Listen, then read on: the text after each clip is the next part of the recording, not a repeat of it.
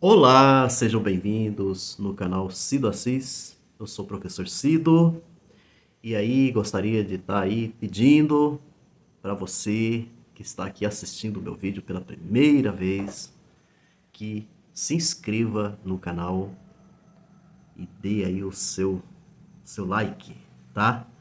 Que assim o YouTube vai reconhecer a procedência desse trabalho que a gente vem fazendo e com isso o vídeo vai conseguir ter um alcance maior. Último vídeo que eu postei, eu não compartilhei, tá? Não fiz compartilhamento. Estou aguardando que haja uma divulgação do próprio YouTube, tá? E para que aconteça isso, é preciso que vocês ajudem, vocês contribuam, tá? E a contribuição é apenas o like, para boa parte de vocês que já são inscritos. Se você ainda não é inscrito, se inscreva aqui no canal. Pois muito bem. Eu andei assim pensando, a gente, pelo fato inclusive até da gente ser filósofo, né, da área de filosofia, acaba permitindo que a gente observe os acontecimentos, que a gente observe inclusive até o que é mostrado nas redes sociais, que a gente observe o dia a dia, o nosso dia a dia. Essa é uma grande característica, né, que acaba assim fazendo parte de todo filósofo e de toda filósofa, com toda certeza. Não é apenas eu, mas eu tenho assim quase a certeza absoluta de que esse tipo de percepção como a minha, ela existe em boa parte dos filósofos e também das filósofas. O que eu estou querendo dizer aqui, pessoal? Eu queria chamar a atenção de vocês para dois tipos de choros. É assim que eu quero dizer aqui, né? Eu quero que vocês façam recordações e também observações sobre os choros de duas figuras presidentes da República do Brasil. Um é o Bozo, o anterior, que já não é mais presidente e agora é inelegível, né? Pelo TSE, inelegível. O outro, o choro do Lula. Vamos aqui refletir um pouquinho sobre isso. Como é que vocês têm observado o choro? Vamos começar primeiramente pelo senhor Jair, o Bozo.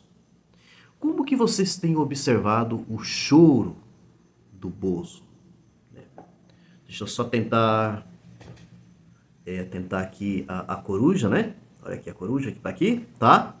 A coruja ela é muito simbólica, né? Ela é muito representativa, principalmente aqui para o canal, porque a gente precisa entender que esse canal é um canal voltado para reflexões, tendo como base a filosofia, tá? Por isso, então, a figura da coruja é importante. Mas voltando aqui ao nosso assunto. Aí a pergunta que eu quero fazer para vocês em relação ao senhor Jair, o Bozo, que eu gostaria de fazer para vocês é assim.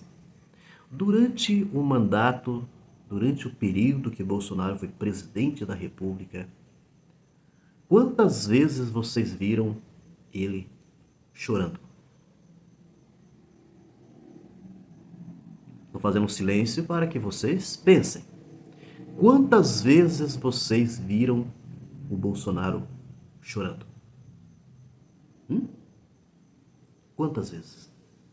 Alguém se lembra do choro de Bolsonaro durante, né, o momento dele, todo o momento dele, enquanto presidente da República do Brasil,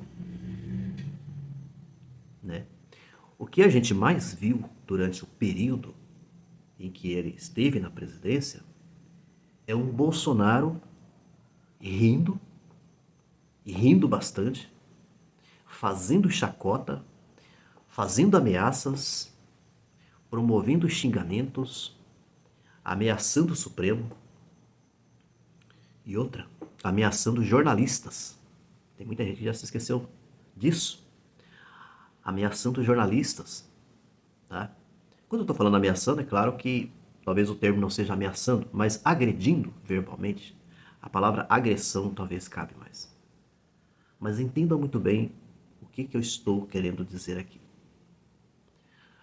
A gente viu também o Bolsonaro fazendo chacota com as famílias, com o sofrimento das pessoas que estavam agonizando durante o período mais forte da Covid-19 no Brasil.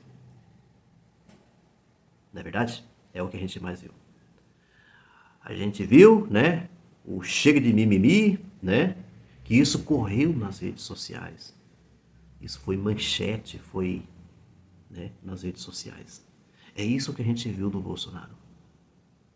Vocês viram algum momento o Bolsonaro prestando homenagem às famílias das vítimas da Covid?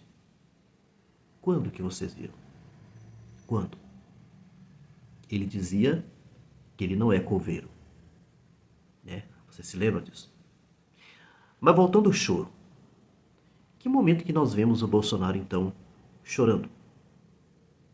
Ele chora agora. Ele chora nesse momento. Por que o Bolsonaro ele chora nesse momento? Ele se desespera nesse momento. Porque o açoite começou a doer no seu lombo. Se a gente prestar muita atenção, esse tipo de situação, que pode acontecer não apenas com o presidente da República, mas com qualquer um de nós, nos leva a um entendimento da seguinte maneira: que esse tipo de gente, eles se preocupam, na maior parte, quase que 100%, eles se preocupam consigo mesmo. São pessoas extremamente egoístas.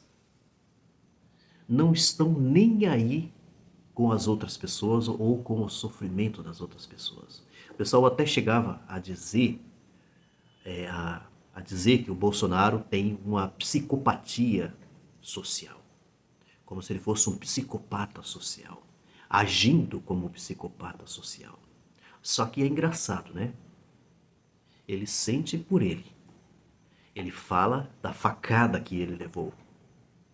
Ele está sempre mencionando o sofrimento pessoal dele, mas não da população brasileira.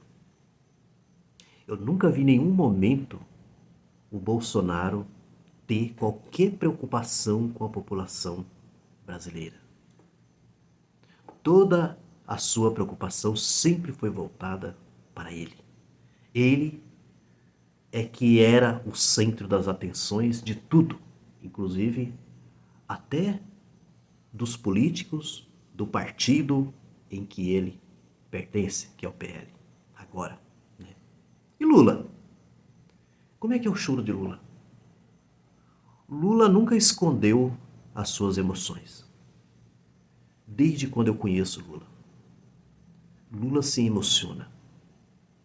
Isso porque Lula demonstra que ele é um ser humano sensível e que não se preocupa apenas consigo mesmo. Lula volta as suas atenções para o sofrimento da população, das pessoas mais sofridas, das pessoas mais pobres. A gente viu a emoção de Lula na sua posse. Isso não é sinal de fraqueza. O choro de Lula, na realidade, tinha a ver porque naquele momento ele pôde perceber que ele foi uma pessoa que foi presa, que foi retirado o seu direito eleitoral de 2018, ficou 590 dias preso, impedido de ser presidente da República e que agora ele estava de volta. Isso é emocionante. Apesar de tudo que aconteceu com ele, ele estava de volta. A vitória de Lula foi uma vitória do povo mais sofrido do nosso país. E aí, voltando ao choro de Lula, diferentemente de Bolsonaro, basta vocês pegarem qualquer vídeo das visitas que Lula tem feito. Vamos lembrar aqui daquele momento da reciclagem de lixo, né? Dos catadores de lixo lá de São Paulo, quando Lula esteve lá. Lula se emocionou. Você tem uma diversidade de outros momentos de Lula se emocionando. Quando você vê um jovem que vem no microfone contar a sua história, por que esse jovem, essa jovem conseguiu se formar, conseguiu fazer o curso superior, conseguiu fazer uma pós-graduação. Tudo por conta dos projetos sociais e educacionais que foram implementados por Lula e também por Haddad como ministro da Educação. Veja que bacana. A gente percebe nesse cenário de choros uma coisa muito impressionante. O caráter desses dois. Você percebe o caráter do Bolsonaro, de um mau caráter, de uma pessoa que não está nem aí com o outro, que não tem preocupação com o próximo, que é uma questão bíblica. E você tem um Lula que, pelo contrário, se preocupa com o próximo, está preocupado com o outro. Aí você tem o bom caráter, um caráter que serve de exemplo para todos nós, que todos nós deveríamos seguir. Esse é o Lula. Tá certo?